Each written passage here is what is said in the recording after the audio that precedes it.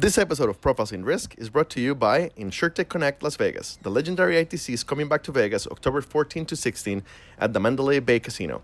ITC is the largest InsurTech conference in the world by a long shot and the absolute cannot miss event of the year. We never miss it, neither should you. Register today using our discount code INSNerd200. Again, that's INSNerd200 and see you in Vegas, baby. And when you're there, look for me. I'm the guy with the red top hat and ask me for a magic trick. Hello and welcome to Profiles in Risk. This is your host, Tony Cañas. Sleep deprived, slept on a plane tonight on the way back from Vegas, back in Atlanta, Georgia for just like 3 or 4 days before heading to Spain. And today I have with me Niti Jain, founder and CEO at medml.ai. Niti, how's it going today? Hi, Tony. It's going good. And I'm glad to hear about your world trip. Which country you have not traveled so far? I've been to 85 countries, but most of that is kind of like a fun travel. My girlfriend has been to 152.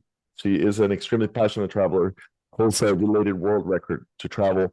From March 30th to today, we're recording on August 8th.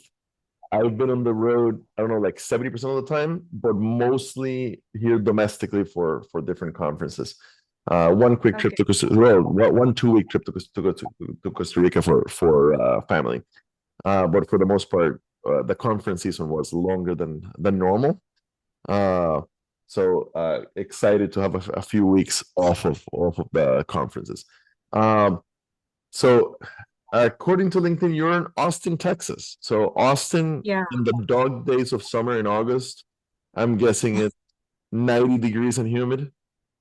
Yeah, it's hot, but we do get rains. But I like Austin. It's similar to Delhi, I Oh, think. okay.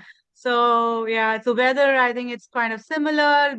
Even the winters are quite similar because I'm from Delhi. That's my Okay. roots. So yeah, so I like it here. Fantastic.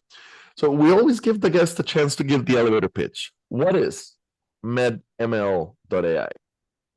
So it's pretty simple. So we are an underwriting platform, which is the first underwriting platform in my knowledge, which has been created by actuaries. I am an actuary, and I have more than 10 years of experience in pricing, life, health, and property and casualty. And yeah, so I saw the broken market and I realized that underwriting process is extremely manual. We always talk about claims adjudication, etc., but underwriting process is very manual. They get quotations in the form of a document or a PDF, and then they manually try to quote it, either using an Excel or they have a small software. So it's kind of like manual inputs, and then price estimations will happen. So if a scheme is extremely complicated, then in that scenario, it takes around a week. While with MedML, you can do the same thing in just seconds. So that's what we bring in as a value add. Okay. So I think you're right. I have not run into other platforms as built underwriting platforms built from the actuarial perspective. As a former Then underwriter, I take that credit. good. As a former underwriter, I my first thought was, will it, like I think of actuaries, and this might be my own bias. I think of actuaries as extremely smart, extremely detail oriented, but not as extremely fast and efficient. I'm very curious. So with after 10 years of experience in the actuarial space, um, how come what frustrated you most was the underwriting systems, not the actuarial systems? Why go after the underwriting side? Okay. So, well, I think the answer is in your base, which you just said. It's not easy to convince the actuary. They are Uh-huh. the tough, they are the tough people. So, but my problem was not that, an actuary or an underwriter. That is not what I think. That is not how I look at things. The reason why I started underwriting, because I could see the clear problem that, if I can get a PDF file, I am manually doing a copy paste as an underwriter. And then I have some rates from the actuaries. I don't know what the hell actuary quoted. I am always having a fight with an actuary on some prices, some assumptions. And then I'm coming up with the quotation. And then I'm giving it to the corporate. So this complete process is a lot of to and fro, which is very clear to me. In terms of the actuaries, I'm not saying that is very streamlined and that cannot be automated. Of course, that can be, but that is my choice. That I chose that let's have an underwriting system because I could see a clear end-to-end transition towards it, which was the need of the hour, rather than doing an actuarial thing, which I think maybe other companies are doing it. It's just the choice, I would say, nothing personal. The PDF, yes, I completely agree with that. There was a point when I was a Liberty Mutual middle market underwriter, and this was before COVID. And so on Fridays, I would get to work from home, and on basically on the other side of the wall, my girlfriend was at one of the largest insurance brokers in the world. I was not her Liberty underwriter, but she had a Liberty underwriter, and it always struck me as extremely inefficient and definitely inefficient, but extremely weird that basically I'm receiving quote requests. I'm receiving a quote forms, right, as a middle market underwriter, uh, in PDF format that then my processing people and underwriting assistant waste an incredible amount of time putting into the system. That accord form came from brokers' agency management systems. It wasn't in PDF. They printed it to PDF, Yeah, send it to me in a yeah, way yeah. that is not easily readable to my like I've never understood why don't we just exchange the information in in In a scripted system. format as opposed to like a printing Yeah. format. And it's not okay. So we're talking too much on the PDF part, but Mhm. actually, and just for the clarification of everybody who's watching us, we are talking about group. We are talking about commercial business. We're not talking about the retail business here. So when we are talking about the portfolio business, there are a lot of negotiations that happen between the corporates and the insurance companies. So to close one deal, it is a very risky task. I mean, it's a very long process. So because the corporate will ask, okay, can you please change this benefit? Can you give me this network? Can you give me that network? Because they want the low price premium. So that negotiation is very, very cumbersome to do it manually.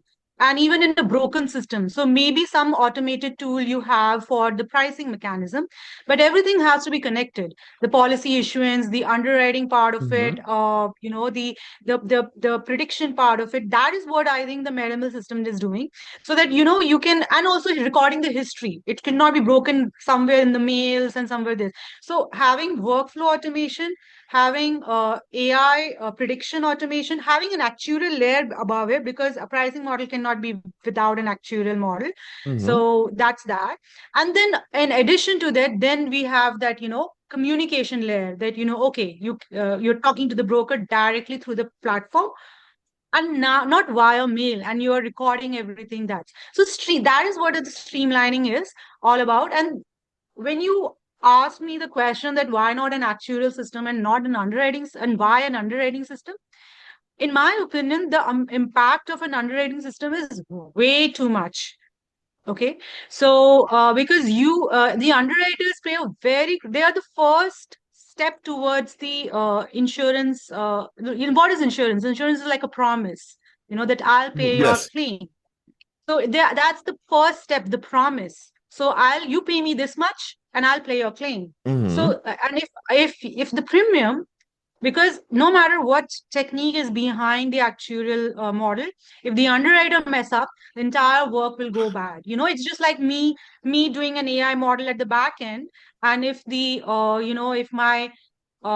if my UI UX designer, which is the software engineer, doesn't design the platform nicely, how will you feel? It's like me cooking a food and serving you in a raw plate. You will not like it. You would like to have it in a nice, with some tinge of desserts and some beautification onto it. So it's that only. It's like the presentation. So I think the underwriting is the first step towards correcting the insurance process and all together.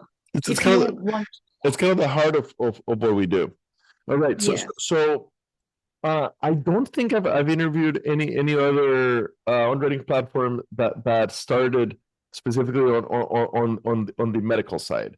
So tell me, yeah, tell me what life is like, kind of day to day for underwriters on the medml platform.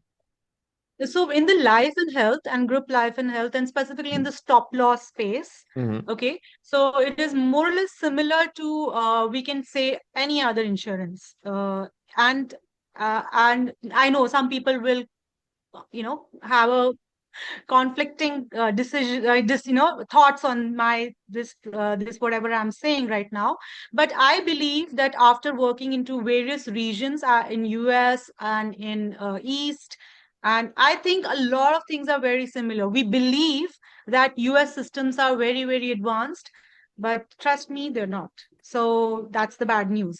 So we believe that the system is much more advanced than the Eastern world, but we all are on the same pace. So kind of like what is the differentiating factor in the life, health, and the property and casualty? It's mainly on the complexities of the calculations at the back end, because a lot of regulatory requirements are there. Some Mm-hmm. rating factors you cannot use, and then the other thing is that that's the difference. And then even in like it's I think the other thing is very similar to property and casualty, because there we have some multiple line of business. We have commercial, we have buildings, we have construction, we have motor. In the same way, in health, we have many lines of businesses. So there are sub lines of businesses as well. So, and then we have stop loss, we have carrier insurance, which is like the direct insurance. So in the US, we are more into the stop loss space, which works similar to the reinsurance environment. So it's kind of like that. Okay. But all in all, the process of property and casualty and the underwriting is similar. Only the calculations or the predictive part, the predictive model and the actual methods, that is different. But the process is the same. When I talk about, let's say, a commercial insurance, I get a PDF with the requirements, you know. So it's the same. And then I have to give a quote. So the internal maths is a little bit different. That's all. Okay. Okay. Looking at the website. So basically removing a lot of the manual entry. Underwriting adjustments are automatically calculated, but with the flexibility to adjust. And Yeah, because underwriters want that. You know no, it.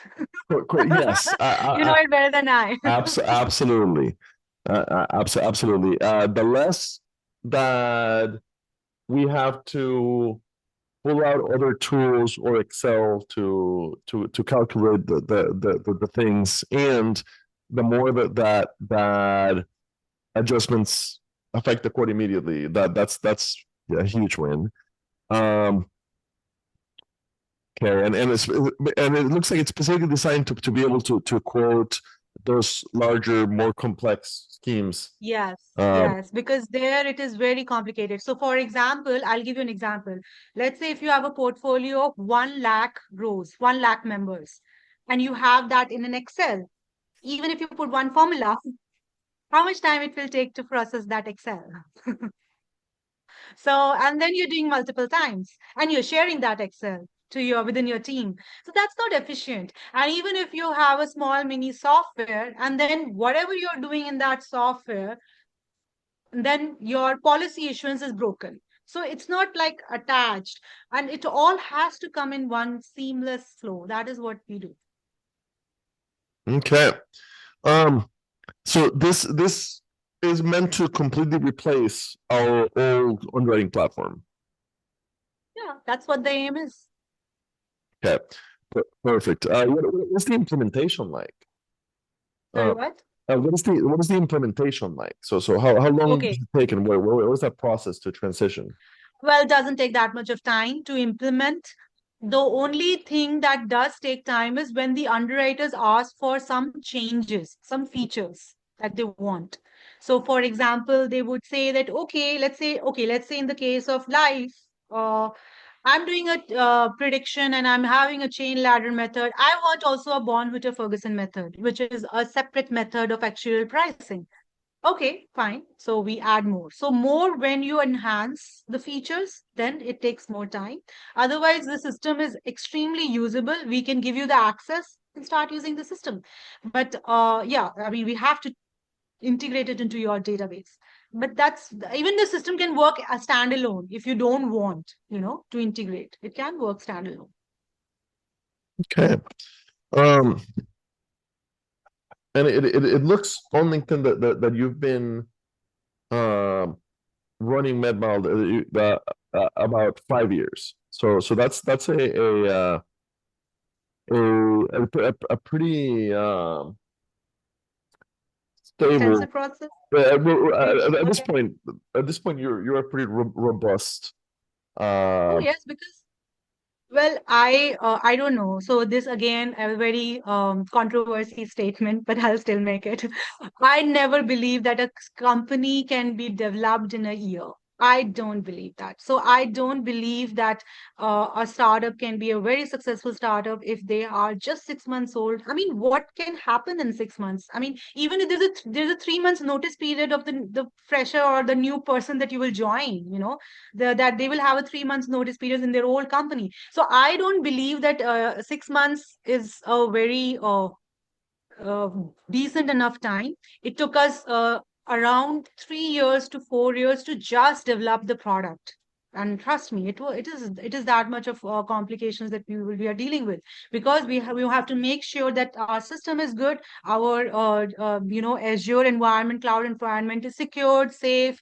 We have to make sure that the calculations are happening good. There are no speed issues. There are no issues. So all of this takes time, and then understanding the knowledge of the underwriters and then putting it back into the system. Okay, the feedback mechanism that, okay, what do you do? So I think it takes years of efforts. And that is what my focus has been always, that if I want to create something, I don't want to just create it and make it a bubble and then just let it be. I want to create something which is valuable. And I don't care whether it takes 5 years, 6 years, because that's not my goal. My goal is something else. I'm not in a race. Okay. Yeah. So at this point, you're fully deployed with carriers. Is it mostly here in the US? Is it mostly abroad? We're global. We are global. And so we have in Gulf, we have in Latam, and we have in US. So in the US, we have stop loss. And in Latam, we have in the reinsurance space. And in the East, in the Gulf, it's the carriers. So MGUs in US, carriers in East, and the reinsurance companies in Latam. Okay. So with my listenership being US heavy, which type of companies? So right now you're doing stop loss here in the US. Which type of companies are you thinking that this underwriting system would be a great fit for? The MGUs, the underwriters, Perfect. basically the administrators who are making the decisions on part of this, specifically in the stop loss space. So because they do have some rates, but everything is manual. Their system is manual, and 90% of the North America is using that system, whatever I have seen. All right. So the stop loss space has not had the level of investment that we've seen over the last 10 years when it comes to new systems? It's complicated. Underwriting is an extremely complicated platform because it's very important for you to understand the language of the underwriters. And only an actuary or a person or an underwriter can understand that. You have to be in the industry. That's my belief. That then only you can create that innovation. Because how will you? So, for example, I spoke about Bonhoeffer-Ferguson method. How will you understand that? Unless you will, because they speak the same language. So those things are something that is needed. It's Okay, very complicated. that makes sense. And it now that I think about it, out of 700 plus episodes, I don't know if I've had anybody else specifically focused on the stop loss. It's a tough ice to crack. All right. What is what are the clients saying once they're on the platform? Are they reporting it's life-changing? Yeah, so okay, so it's a gradual process. Whenever an innovation happens, it's a gradual process. So right now, if I'll, for example, if you use your phone, let's say you use iPhone, and one day I tell you, please don't use iPhone, use this phone. You will not start, saying, okay, I trust you, and I'll do that. You'll test. You'll do some validations. So yes, so but they can see that is why they are spending so much of time with us, giving us feedbacks into it, and then adding the features. Okay, let's add this, let's add that, and they try to quote one policy, two policies. So it's a gradual effect. I will not say, I will not lie and say that everything has got transformed.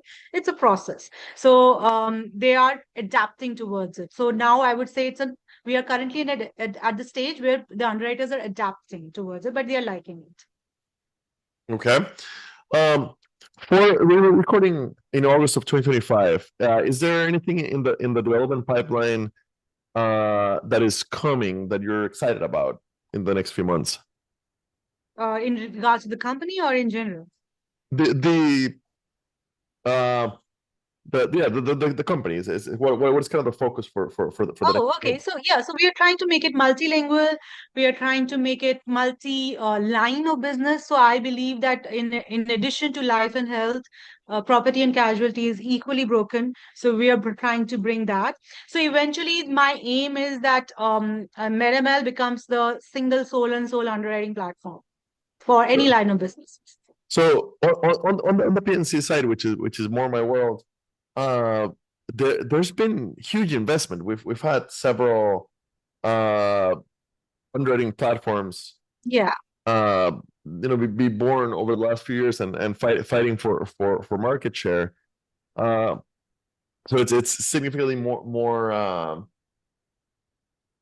competition. Why go after P&C? Because our clients wants that. So if you believe you tell us that if your life and health team is using an underwriting platform, why would you want to go into another underwriting platform, deal with another vendor, understand their platform? You would want a single company to do all of it. So it's a gradual growth because our clients want the property and casualty to be added into our system. Okay. Yeah. That I mean, I don't have any hard feelings in competing with them. They are doing amazing job, but they're doing what they do. I do what I do. All right. I'm always curious on the origin story. On what? On the sorry about that. On the origin story. How did the idea come that this was needed and that you were the right people to address this problem? Okay, so I'll be again very honest. So, people believe that founders are very, at least for me, everything they know from the start and then they do it and etc. It was not like that for me. My journey was very gradual. I did know that this system or this environment needs some kind of a digitization, the insurance world, because I am from insurance. And when I started the company, I had a very different idea.